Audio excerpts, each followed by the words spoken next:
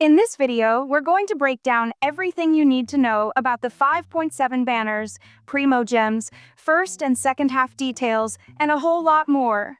We've got some really good story coming up, but don't worry, I won't spoil a thing. Plus, we'll cover free rewards and farming materials. If you find these kinds of videos helpful, please don't forget to hit that like button and subscribe. It really helps me out. Thanks a bunch, and let's jump right in. Who else is trying to pull for their favorite character, but the Primogems just aren't enough? Don't worry, I've got a way to save money and get double the Genesis crystals. This is lootbar.gg. It works just like the in-game top-up system, but with up to 25% off, and new users even get a 10% extra discount. See this? The regular $100 pack only costs $81 on Lootbar, and each update they release an exclusive $72 bundle available for your first purchase every version. All you need is your UID. No password, no login. Just pick your bundle, select your server, and your crystals get delivered in about 5 minutes. Lootbar has awesome reviews. It's fast, secure, and trusted by tons of players. If you're planning to recharge for Genshin or Star Rail, don't waste your money. Click the link in the description or pinned comment and top up now with Lootbar. Safe, fast, and way more affordable. And don't miss that 10% off while it lasts. First up, let's take a look at the banners, and then we'll move on to the free rewards. As of right now, it seems like there is usually only one iteration of banner news, but back in my day, we used to get at least 2 or 3. Anyway, in the first half, we're getting Skirk and Emily. The first half will also feature Dahlia. Then, in the second half, we have Mavuika and Shenhe. This information comes from the undefeated Hakushin, who has an incredible track record. If you were scratching your head about Citlali and Yellen, well, Firefly News apparently said they would rerun, but it turns out they were just trolling. Hakushin is way more credible. That bro is the undefeated champion for a reason. He's been right every single time. Shenhe just had her chronicled banner, so adding her here is probably a desperate move to get you to wish on the cryo buffers for Skirk. I mean, Escoffier will be better, but yeah. Mavuika is the Archon rerun here. New Nation Archons usually get at least one rerun, and it wouldn't make sense to push it to 5.8. Also, new Archons rerun after 4 patches of release. She was released in 5.3, and 4 patches after that is 5.7. I'm happy they follow at least that pattern. I don't really have to say anything about Skirk because she is confirmed for 5.7. Emily is just saying hi, I guess. I've got nothing on her. Now, this could mean that 5.8 will most likely have the rest of the Natlan reruns or something, so Citlali, Chaska, Mwalani, and then someone else. Now, let's talk about the free rewards. It's honestly nothing crazy. Well, actually, there is something potentially crazy, but it's not confirmed yet, so I'll talk about that soon. First, let's get the confirmed things out of the way. There's also a new KFC collab too, by the way. Anyway, the free flagship item this time is a character since 5.6 gave us a weapon. It's actually really easy to guess who the free character is because the main event is in Sumeru, and the only free 4-star character they haven't given out is Sethos. Besides, the data miners also confirmed it, but that's a clever way to figure out who the free character could be. Just hope there aren't any characters from other nations. Then it complicates things. Sethos is indeed the main free reward. Other than that, we also have Imaginarium Theater rewards for both running trails and photo poses. The running trails this time are for Raiden and Shenhe. Both look pretty cool, nothing much to say there. I kind of wish Raiden had lightning effects that followed behind her, but what she has now looks good too. For the photo poses, we're getting them for Mualani, Laini, Charlotte, and Yao Yao. If you main any of these characters, at least you have something to look forward to. The poses look pretty cute and cool. Now, before I mention this next reward, I want to warn you all that this, as of right now, isn't fully confirmed and is super subject to change. The new Abyss might feature a free reward, and it's currently unknown, but during the early stages, it was rumored to be a weapon skin or a weapon transmog as the last reward. Again, don't fully trust the weapon skin news as it's not fully confirmed. That is all for the free rewards. The next thing isn't free, but I thought I would let you all know. It isn't clear if this is a Chinese exclusive collab or if global players will be able to participate, but there is a new KFC collab, which gives a guitar instrument and a name card. I really hope this comes to global because I know people would love to get that guitar. So those are all of the free rewards. Now let's dive into something that a lot of people won't like when the results come out. Primogems. So 5.7 doesn't have a new map or anything crazy, which means the Primogems are really bad.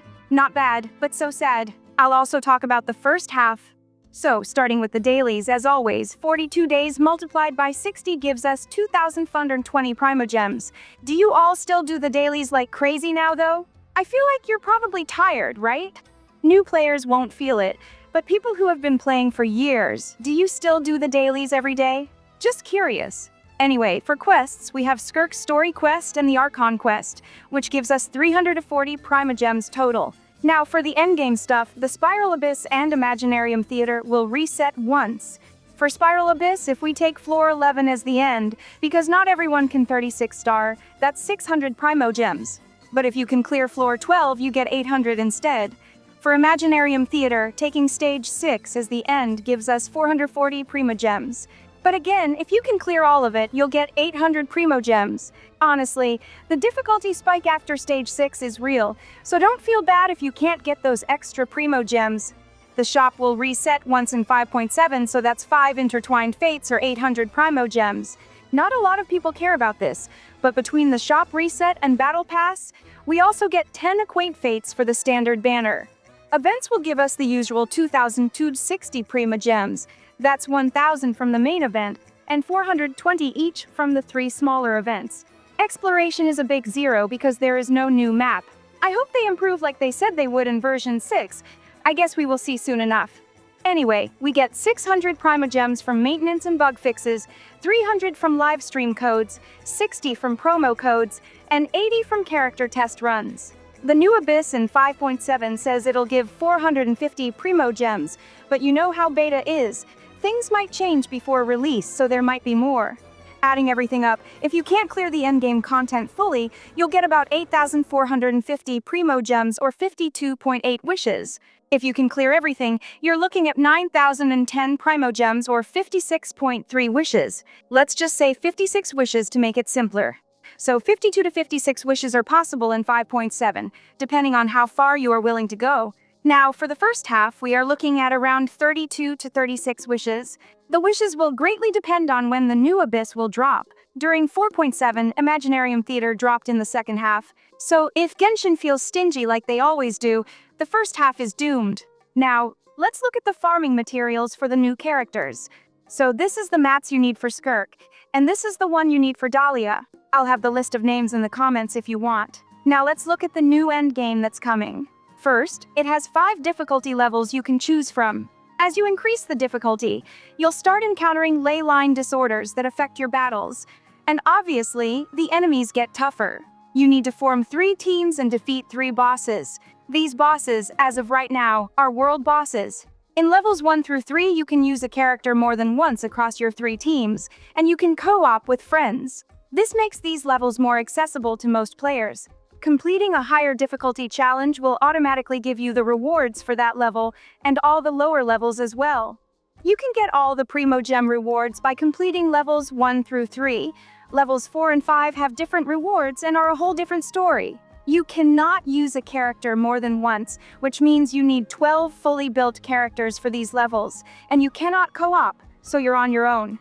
The bosses in these levels are significantly more powerful and have extra features.